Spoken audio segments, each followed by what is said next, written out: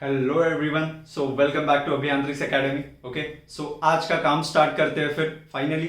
Our topic name तुम लोगों को पता है, कॉम्प्लेक्स नंबर्स। ओके, जिसके कुछ बेसिक पार्ट हम लोग 11th स्टैंडर्ड में सीख चुके हैं। एक सिंपल सा आइडिया देके रखता हूँ what is complex numbers, because why is always important. Okay, number systems बहुत सारे अपने पास, नेचुरल नंबर सिस्टम है, होल नंबर सिस्टम है, और कौन से तुम लोगों के पास इंटीजर्स है, देन तुम लोग के रैशनल नंबर्स है, इरेशनल नंबर्स है। ये सब नंबर्स कुछ ऑर्डर में एग्जिस्ट कर रहे थे। Okay, that you need to understand.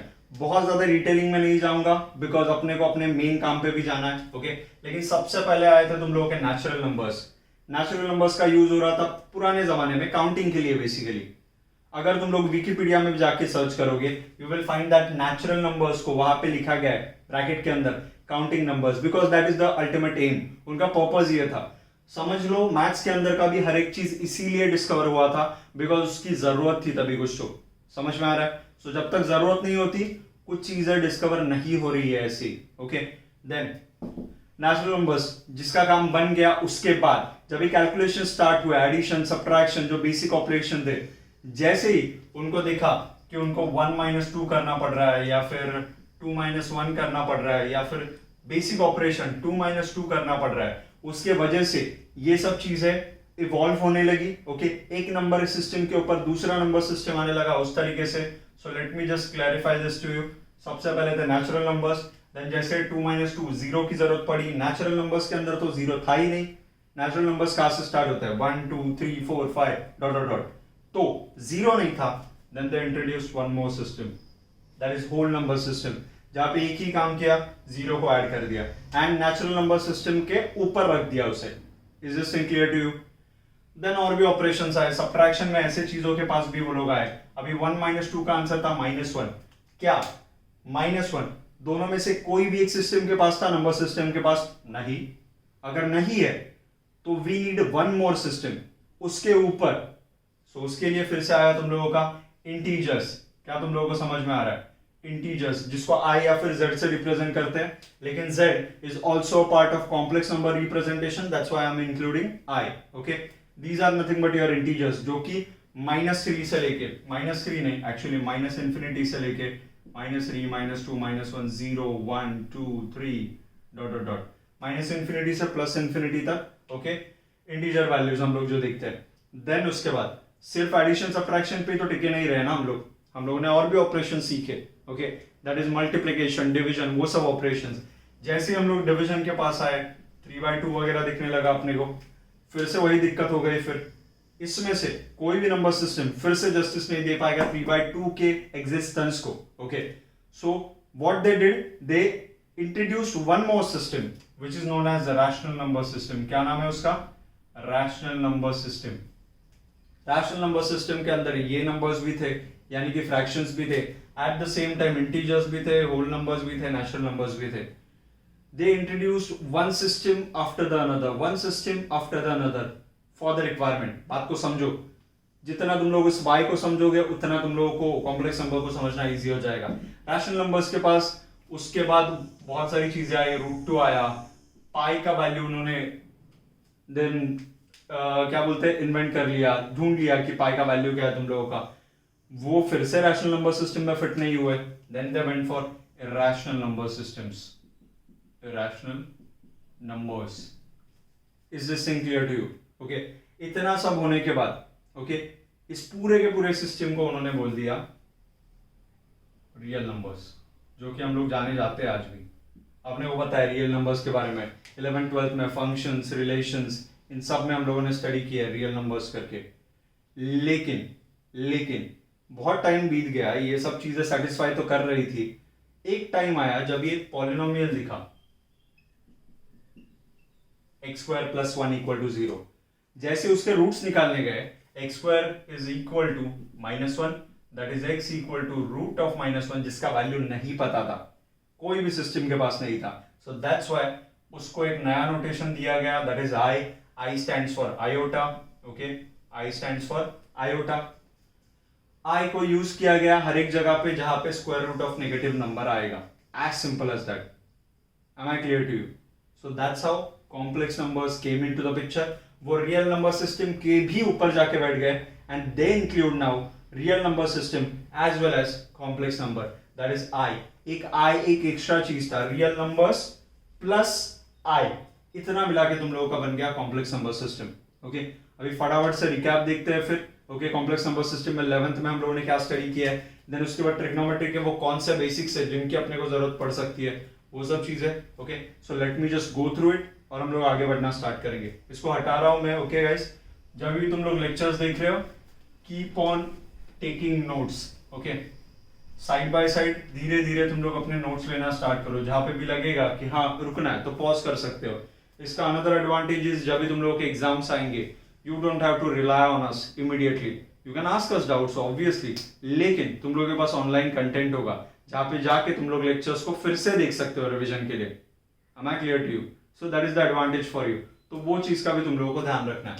Okay, complex number के बारे में एक चीज तो अपने को पता चल गया कि रूट ऑफ -1 एक नया क्वांटिटी आ रहा था और उसको हम लोगों ने आई बोल दिया है। रिप्रेजेंटेशन कैसा था कॉम्प्लेक्स नंबर का, तो z equal to a plus i b और x प्लस आई वाई इस फॉर्मेट में, जहां पे a is a real part, i b is a imaginary part, सबको पता है। देन i के बाजू वाले टर्म भी रियल है, यानी कि b and a are individually real. Okay, जिसके बारे में मैं बता रहा हूं। देन उसके बाद सर्टेन नोटेशंस थे जो हम लोगों ने स्टडी किए थे। फर्स्ट थिंग क्या था, z बार। z बार का मीनिंग क्या होता है, z बार मतलब कॉन्जुगेट ऑफ z। क्या बोल रहे हैं हम लोग, कॉन्जुगेट ऑफ z। सो ये जो कॉन्जुगेट है, ओके, ऑफ z जो तुम लोगों को दिख रहा है, दैट इज नथिंग बट जो भी a प्लस आई बी के अंदर जो भी इमेजिनरी पार्ट का साइन है वो चेंज होगा। किसका साइन चेंज होगा, इमेजिनरी पार्ट का साइन चेंज होगा। तो ये बनेगा a minus i b. Okay, फटाफट से जा रहा हूं मैं क्विक रिकैप के पास।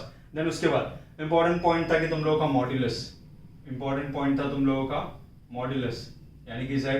ओके, ठीक से समझो, अगर मैंने x प्लस आई वाई या फिर a प्लस आई बी को ग्राफ में रिप्रेजेंट किया तो they will give you a lot of answers. Okay, a and b इस तरीके से, sorry x and y axis पे ही डील कर रहे हैं हम लोग, और हम लोग वहां के क्वांटिटीज को ले सकते हैं a एंड b। तो ये x एंड y एक्सिस आया, this is your imaginary axis. Okay, तो बाय डिफॉल्ट उसको क्या मल्टीप्लिकेशन में रहेगा, i। तो यहाँ पे इवन तो मैंने आई वाई नहीं लिखा है, लेकिन फिर भी that is a imaginary axis. Then ये तुम लोगों का रियल एक्सिस, ये तुम लोगों को समझने की जरूरत है। Then a quantity real axis पे जा रहा है, suppose this is a, b quantity imaginary पे जा रहा है, सपोज दिस इज बी।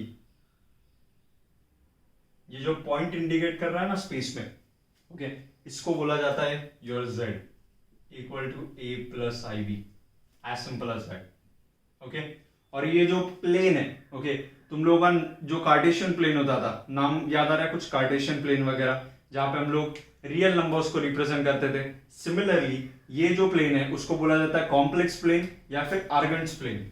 याद करो ठीक से, उसको बोला जाता है कॉम्प्लेक्स प्लेन या फिर Argand's plane.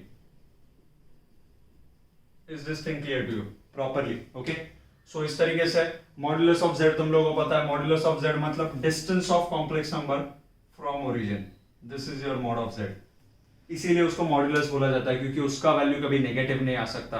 Understand very properly, modulus of z मतलब it's distance from the origin. Okay, then उसके बाद उसका फॉर्मूला क्या आता है, तो पाइथागोरस से आएगा। ये a डिस्टेंस है यहां तक, ये b है यहां तक। ठीक से देखो, ये राइट एंगल ट्रायंगल है, तुम लोग मॉड z का वैल्यू पाइथागोरस से आराम से निकाल सकते हो। तो वो मिल जाता है अपने को mod z equal to root of a square plus b square. किससे फाइंड आउट किया हम लोगों ने, पाइथागोरस से फाइंड आउट किया। ओके, देन उसके बाद third and the most important thing, जिसके बारे में 11th में भी बहुत लोगों ने मार्क आई थी, लेकिन फिर भी ये फिर से लौट के आ चुका है। Yes, that is nothing but argument या फिर एम्पलीट्यूड। ठीक से समझना ये वाले पार्ट को, क्या है वो पार्ट, आर्ग्यूमेंट या फिर एम्पलीट्यूड। अगर तुम लोग यहां पे पकड़ बना सकते हो ना, ये चैप्टर निकल गया समझो तुम लोगों का। Yes, because this is the part जहां पे हम लोग वर्क करने वाले, थीटा। ओके, थीटा यहां पे देखने जाओगे, सो दिस इज योर थीटा। क्या मीनिंग क्या होता है, ओके, आर्ग्यूमेंट या फिर एम्पलीट्यूड का मीनिंग क्या होता है, एंगल मेड विद, यहां पे देखो ये वाला angle made with positive direction of X axis या फिर रियल एक्सिस। ये पॉजिटिव डायरेक्शन है ना रियल एक्सिस, वहां से जो एंगल बनता है, okay, in which direction, clockwise या एंटी क्लॉकवाइज मैं ऐसे घूमने वाला हूं, मतलब ठीक से समझो, क्लॉक इस तरीके से चलता है अपना, so this is anti clockwise direction and anti clockwise direction का angle is always taken as positive. Okay, ये तुम लोगों ने एंगल्स एंड मेजरमेंट्स में देखा था 11th स्टैंडर्ड में। So argument and amplitude that is theta. Okay, यहां पे अगर ठीक से देखोगे so it is nothing but angle made with positive direction of X axis, या फिर you can call it as real axis. बात को समझो, ये सब चीजें याद दिला रहा हूं because I have to consider each and every student. सबके दिमाग में ये चीज क्लियर होना चाहिए, उसके बाद ही आगे बढ़ने का कुछ सेंस बनेगा। I am creating my base. ऐसे ही जब भी कैलकुलस की बारी आएगी, ओके, कैलकुलस में भी मैं ऐसे ही बेस बनाऊंगा बिकॉज 4 सेमेस्टर्स, इंजीनियरिंग का first semester, second, third and fourth, चारों के चारों सेमेस्टर में कैलकुलस दिखेगा, डेरिवेटिव, इंटीग्रेशन, डिफरेंशियल इक्वेशंस। और अगर वहां पे तुम लोगों का पकड़ स्ट्रांग नहीं है तो trust me on it, I will make this easier for you. Okay, guarantee है मेरा वो। So angle made with positive direction of X axis, यानी कि रियल एक्सिस के बारे में बात कर रहे हैं हम लोग। ओके, आगे बढ़ना स्टार्ट करते हैं। फिर इसका फॉर्मूला भी तो होना चाहिए अपने पास। थीटा के पास जाओ, क्या क्या क्वांटिटीज नोन है अपने को वो बस चेक करो। थीटा के अपोजिट वाला टर्म नोन है, that is B. Okay, adjacent वाला नोन है, that is A, because A plus I भी तो अपने पास है ना। समझ में आ रहा है तुम लोगों को? So we can do one thing, opposite पता है, एडजेसेंट पता है, मतलब हम लोग tan थीटा के पास जा सकते हैं। tan theta equal to, okay, opposite upon adjacent, opposite is b, adjacent is a, so this will be b by a and theta will be equal to, इसी के accordingly, tan inverse of b by, इस तरीके से। क्या ये part समझ में आ रहा है तुम लोगों को? सो this is the base of complex numbers. Okay, उसके बाद इसी के बेसिस पे ये एक फॉर्म तो है ही अपने पास, वैसे ही और 2 फॉर्म हम लोगों ने सीखे थे, एकदम डिटेल में नहीं सीखे होंगे depending upon CBSE and HSC level, but you know them. Okay, और तुम लोगों ने कोई भी एंट्रेंस एग्जाम के लिए प्रिपरेशंस की है, then you have the slightest idea कि वो फॉर्मेट्स क्या है। Let me just show you वो तीनों format side by side and will explain it to you कि क्यों एग्जिस्ट कर रहा है वो सब चीजें। ओके, सो इसको मैं हटा रहा हूँ। ओके, मेक श्योर कि तुम लोगों ने पॉज करके प्रॉपर्ली लिख दिया ये सब चीजें। ज्यादा डिटेल में नहीं जा रहा हूँ because this is known to you. Okay, अगर इसको फिर से पढ़ाने बैठूंगा तो इट्स लाइक कि फिर से 11 पढ़ा रहा हूं। सो आगे बढ़ते हैं इस बेस को लेके। फिर भी अगर तुम लोगों को 11 के बेस में कोई भी प्रॉब्लम आ रहा है, आस्क मी डायरेक्टली, कोई इशू नहीं है। Okay, I will explain it. Then जिसके बारे में हम लोग अभी बात करने वाले हैं, those are nothing but important parts अपने लिए। 3 फॉर्मेट्स जिसमें कॉम्प्लेक्स नंबर्स को रिप्रेजेंट किया जाता है। ओके, ठीक से देखो यहाँ पे फर्स्ट वाला फॉर्मेट जो अभी अभी हम लोगों ने देखा, z equal to a plus i b. Okay, second format के पास जाते हैं। Let's go to second format. Second format is nothing but your polar form. कौन सा फॉर्म? पोलर फॉर्म, जहां पे आता है r times cos theta plus i sin theta. दिख रहा है theta? Theta plays a very crucial role because यहाँ पे फोकस करने वाले हैं हम लोगों ने। 11th में फोकस किया था यहाँ पे मेजरली अभी, और point of focus will be on this and third thing on this. Yes, these are nothing but our 3 forms जिसमें हम लोग कॉम्प्लेक्स नंबर्स में डील करते हैं। क्या क्या एडवांटेजेस है, क्या क्या डिसएडवांटेजेस है, उनको देखना स्टार्ट करते हैं सबसे पहले तो। Okay, for example z equal to a plus i b, इसका मेजर यूज है कौन से 2 ऑपरेशंस के लिए? तो वो है एडिशन एंड सब्ट्रैक्शन। किसमें? एडिशन और सब्ट्रैक्शन, इसके लिए इसका मेजॉरिटी ऑफ यूज है। ओके, अगर जब भी तुम लोगों को 2 कॉम्प्लेक्स नंबर्स को ऐड करना है या फिर 2 कॉम्प्लेक्स नंबर को सब्ट्रैक्ट करना है, डोंट थिंक बहुत ज्यादा, सीधा उसको ए फॉर्मेट में लेके आओ और काम खत्म कर दो। Okay, let's go to next step. तुम लोगों का ये जो फॉर्मेट दिख रहा है, E raise to I theta, R E raise to I theta, जहां पे आर इंडिकेट करता है अगेन मॉड्यूलस ऑफ जेड। अगर किसी को नहीं पता है तो आर इंडिकेट करता है modulus of Z only. Okay, जो थोड़ी देर पहले हम लोगों ने देखा था, that is nothing but root of a square plus b square इस फॉर्मेट में।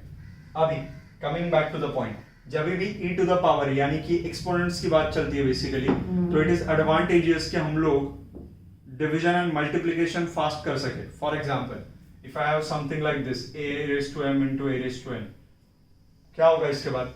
a raise to m plus n, सीधा पावर पे जाके ऐड कर दिया।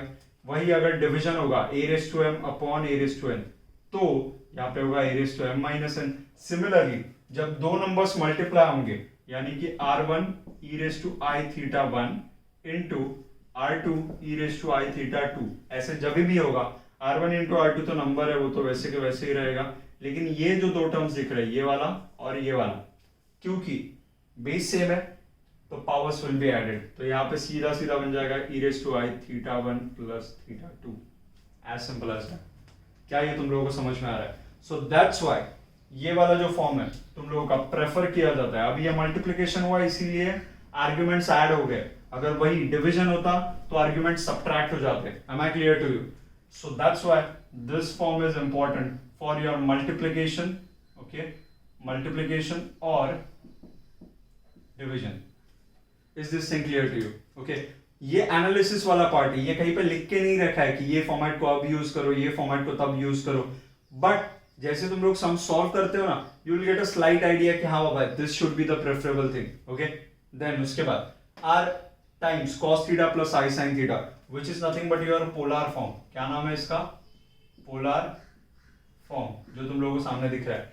इसका यूज है जब भी हम लोग पावर्स में डील करेंगे, किसमें? एक्सपोनेंट्स या फिर पावर्स में, ओके, क्योंकि हम लोग वहां पे एक थ्योरम का यूज करने वाले हैं जिसका बस नाम सुना था इसके पहले, हम लोगों ने इतना ज्यादा स्टडी नहीं किया था डिटेल में, डी मोवराइज थ्योरम। क्या नाम है उसका? De Moivre's theorem. जब भी टाइम आएगा उसके बारे में डिटेल में बात करेंगे, लेकिन अभी के लिए बस नाम सुन के रखो, डी मोवराइज थ्योरम।